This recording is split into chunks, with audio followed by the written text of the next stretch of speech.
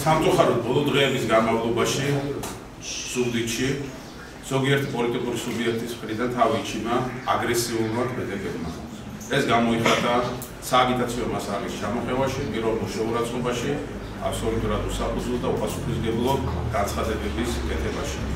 განსაკუთრებული ყურადღების ღირსია განცხადება, რომელიც გაკეთდა აბსოლუტურად უსაფუძვლო და უარგუმენტო განცხადება, რომელიც გაკეთდა კომისიის წევრზე სეწოლის ბრალდებით.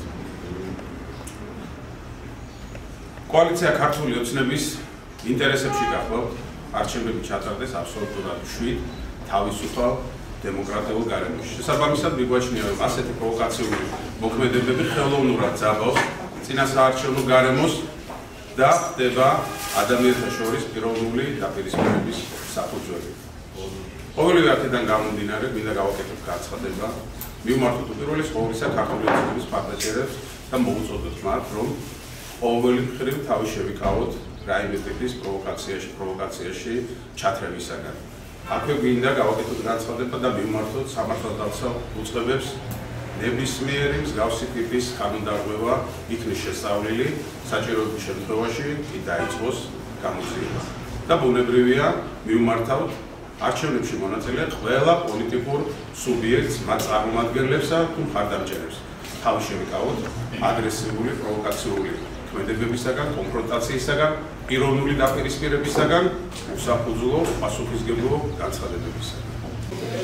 ჩვენი სათქმელიც ეს არის ქართული ოცნება კვერცხებით რო დარბის და 5 კაც 200 კაც რო ახვედრებენ.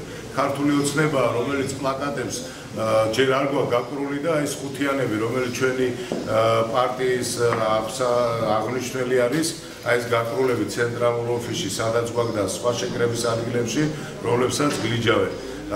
ქართული ოცნების წარმომადგენლებია, რომ ქუჩებში, ქუჩურ გარჩევებს უწყობენ ჩვენს მომხრეებს, რატო უჭერენ ნაციონალურ მოძრაობას მხარს და ჩვენი პირველი ზუსტად ეგ იყო, როცა მე სამართალდამცავებს მივმართე, რომ სიტუაცია ძალიან იძაბება და დღესაც მინდა ვთქვა, რომ ქართული ოცნების ახალგაზრდული ფრთა ზუგდიდის ქუჩებში ძალიან ძაბავს სიტუაციას.